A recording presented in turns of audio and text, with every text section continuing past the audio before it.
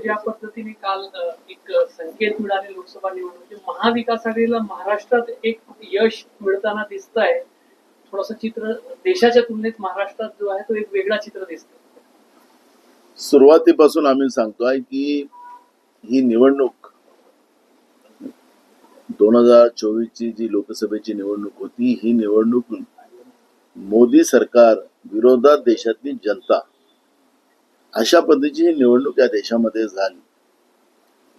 India आघाडीच्या माध्यमातून विशेष करून राहुल गांधीजींनी कन्याकुमारी ते काश्मीर जी भारत जोडो यात्रा केली आणि मणिपूर ते मुंबई न्याय यात्रा केली, त्याचा इम्पॅक्ट आणि जे काही लोकांचं म्हणणं होतं ते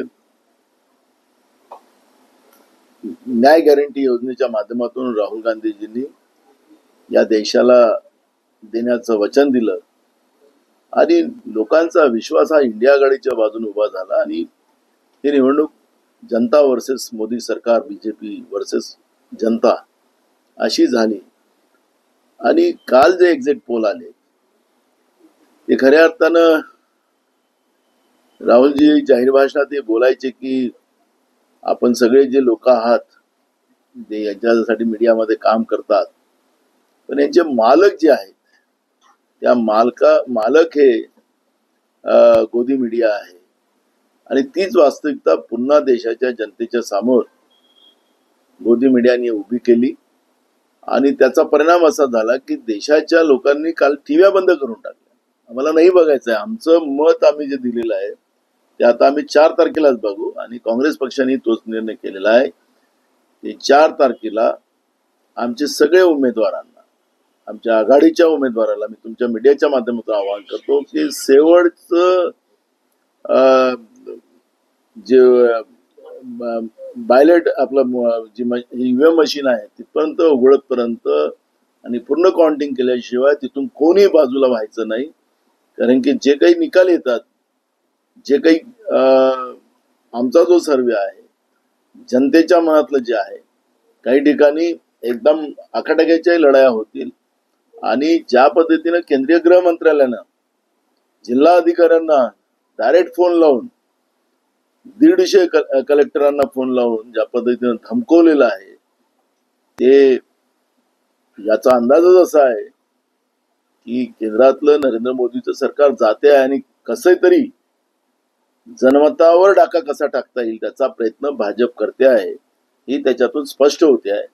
आणि म्हणून शेवटचं ईव्हीएम मशीन उघडतपर्यंत कोणी तिथून हलू नका आणि विजय हा इंडिया आघाडीचाच होणार, जनतेचा कोले हेच सांगताय.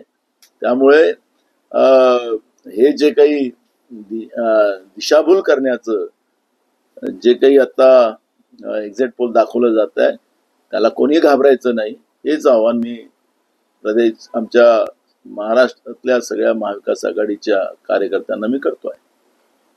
त्यानंतर नारायण राणे असतील, रावसाहेब दानवे असतील, कुठेतरी पराभव मी तुम्हाला सांगत आहे की महाराष्ट्रामधलं जे कोण आपल्याला पाहायला मिळणार आहे, जो आमचा दावा आहे तो आमचा नाही आहे, हा जनतेचा दावा आहे, जनतेचा कोल आहे. आणि महाराष्ट्रामध्ये 35 ते 40 जागा हे महाविकास आघाडी जिंकेल. नानाभाऊ, क्या संजय राऊत सांगलीच्या जागेवरून बोलले आहेत की सांगलीवर आम्ही सविस्तर बोलणार, आम्ही गोट्या खेळायला बसलो नाही, आम्ही सुद्धा राजकारण करतोय. कोणी पण गोट्या खेळायला नाही बसलेले आहेत राजकारणामध्ये. सगळेच जण राजकारण करायला झालेले आहे. तुम्ही 100% राजकारण करता, आम्ही 80% समाजकारण करतो आणि 20% राजकारण आम्ही पण करतो. त्याच्यामुळे संजय राऊतांच्या बद्दल मी काही जास्त वक्तव्य करणार नाही. नानाभाऊ, आजच्या रोखोकमध्ये संजय राऊतांनी लिहिताना असं लिहिलेलं आहे की गेली 70 वर्ष भारताने लोकशाहीचा कचरा केला. या विधानाशी आपण सहमत आहात का? कसं पाहताय? हा, या विधानाला आपण कसं पाहता? आपण सहमत आहात का? काय म्हटलं? गेली 70 वर्षे भारताने लोकशाहीचा कचरा केला असं विधान आजच्या रोखोकमध्ये संजय राऊत यांनी केलं. 70 वर्ष 70 वर्षात भारतात लोकशाहीचा कचरा झाला असं ते म्हणतात. एकंदरीत काँग्रेसचं जो शासन होतं त्याकडे त्या दृष्टीने पाहता तुम्हाला कसं वाटतं ते त्यांच्या त्या विधानात? ज्या शाळेत शिकला संजय राऊत ती शाळा काँग्रेसने निर्माण केलेली होती.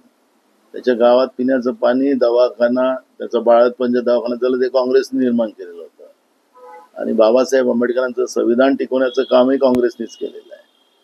त्यामुळे मी त्यांच्यावर काय प्रतिक्रिया द्यावी? संजय राऊत अतिविद्वान आहे आणि कालच ते लंडनहून आलेले आहेत. त्यामुळे अजून तिथून काय जास्त शिकून आले मला माहिती नाही. 70 वर्षाच्या कामाकडे दुर्लक्ष करताना असं मी काही त्याच्यावर जास्त प्रतिक्रिया देणार नाही. पण आता परवाच ते लंडनहून आले. त्या थंडीचा असर आहे की देशातल्या गरमीचा असर आहे मला माहिती नाही. नानाभाऊ, क्या बताएंगे? जो राहुल जी जाहिर भाषण में जब बताते थे कि आप सब लोग को दर्द पता है, महंगाई का असर पता है, लेकिन जो मीडिया मालक लोग है वो गोदी मीडिया है और वही आज स्थिति एग्जिट पोल के माध्यम से सामने आई है. आज जनता का कौल ये बताता है कि नरेंद्र मोदी की सरकार इस देश से जाए और उसी तरह का वोटिंग भी नरेंद्र मोदी के सरकार के विरोध में, भाजपा के विरोध में पूरे देश में हुआ है. महाराष्ट्र के साथ भी, महाराष्ट्र ने भी वही काम किया है.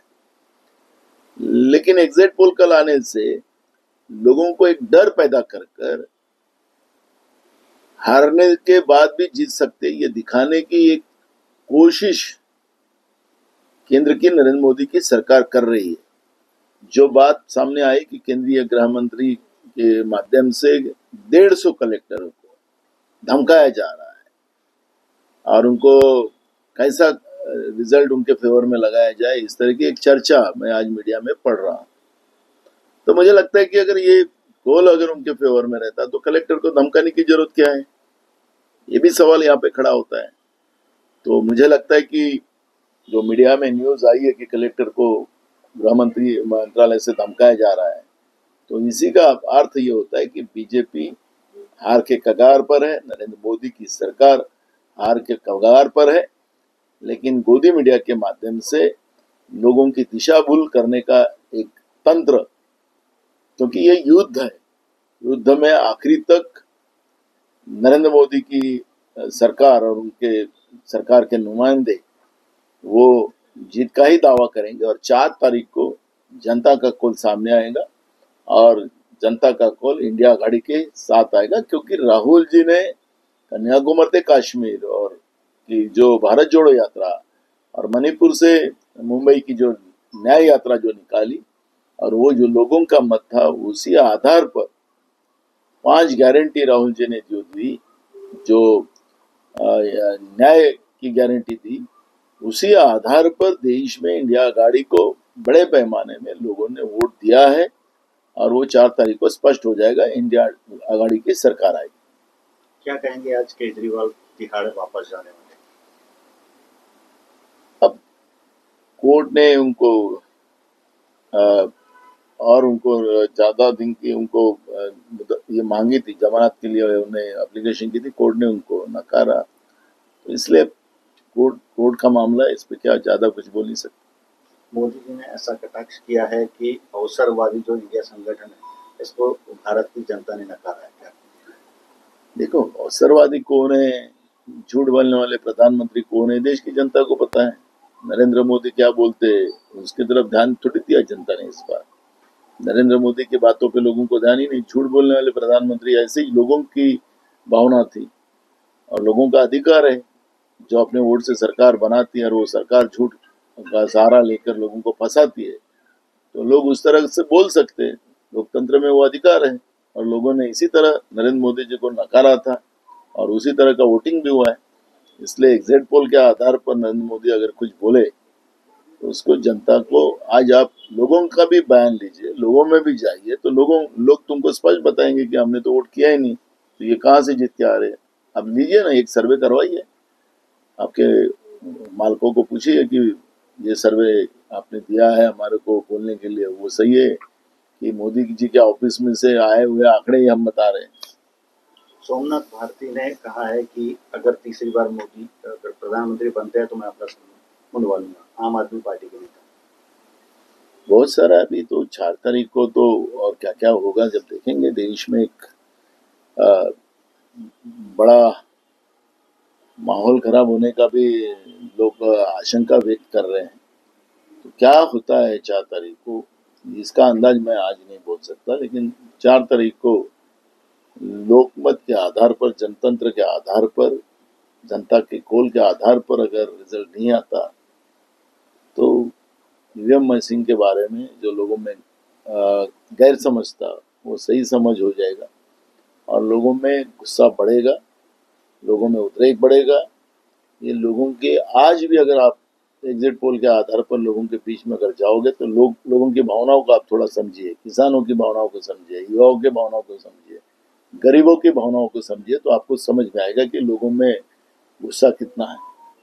आप बोल रहे हैं एग्जिट पोल गलत आ रहे हैं, पर महाराष्ट्र में कहीं ना कहीं महाविकास आघाड़ी को प्लस बताया जा रहा है। बिल्कुल है, महाराष्ट्र में जो आंकड़े दिखा रहे हैं उससे भी ज्यादा सीटें महाविकास आघाड़ी को मिलनी चाहिए और उसी तरह का वोटिंग हुआ है, वो आपको 4 तारीख को स्पष्ट होगा। एक बैठक पार पडलेली आहे ज्यामध्ये मल्लिकार्जुन खरगे आणि राहुल गांधी यांनी स्वतः बैठक घेतली आणि जे काही उमेदवार होते त्यांची बैठक घेतली आहे। काय नेमक्या सूचना त्यामध्ये? बिलकुल त्याच ह्या सूचना त्यांनी दिलेल्या आहेत की जनतेचा कोल हा एकदम स्पष्ट आहे आणि गोदी मीडियाचं जो दरबार आहे त्यांनी आपला कमाल जो दाखवलेला आहे त्याच्यावर भरोसा ठेवायचा नाही आणि शेवटपर्यंत, कारण हे युद्ध आहे आणि या युद्धाला शेवटपर्यंत लढत राहायचं आणि याच्यात विजय आपलाच होणार, ही भूमिका राहुल गांधीजी आणि मल्लिका खरगे साहेबांनी या ठिकाणी आम्हाला सगळ्यांना कळवली। मागच्या 2 टर्म मध्ये जे काही हे जे एक्झिट पोलचे जे एजन्सी आहेत त्यांची काही एजन्सी परफेक्ट ठरले आहेत, तर यावेळेस तसं होऊ शकते का? बघा, एक्झिट पोलच्या याच्यामध्ये आपण अनेक राज्यातल्या निवडणुका झाल्या, विशेष करून कर्नाटकची निवडणूक आपण पाहिली, त्याच्यामध्ये बीजेपीच्याच बाजूने दाखवलेलं होतं एक्झिट पोल, पण जनतेने कौल बदलला। त्याच्यामुळे जनतेचा कोल हा जो आहे तो आपल्याला 4 तारखेला कळेल, त्यामुळे कुठलीही घाई करण्याचं काही कारण नाही। महाराष्ट्रामध्ये आजही आमचा दावा आहे की महाविकास आघाडीचे जे उमेदवार आहेत 35 ते 40च्या घरापर्यंत निवडून येतील, आजही आमचा दावा आहे, कारण की ग्रास रूटवर आम्ही पाहिलेला आहे, लोकांचा कोल बघितलेला आहे। त्यामुळे महाराष्ट्रामधलं हा जो कोल आहे हा पूर्ण देशामध्ये सुद्धा हीच परिस्थिती राहील असा आमचा विश्वास आहे। चंद्रकांत पाटलांनी म्हटलं की आमच्या 34 ते 35 जागा येतील असा दावा केला आहे। ज्यांच्या सभा होत नव्हत्या, ज्यांच्या उमेदवारांना लोक गावातून हाकलून लावत होते, अशी जी परिस्थिती होती, त्या परिस्थितीला ते दावा करत असतील तर काय, सगळ्या लोकशाहीमध्ये सगळ्यांना दावा करायचा अधिकार आहे। महायुतीचे तिन्ही केंद्रीय मंत्री जे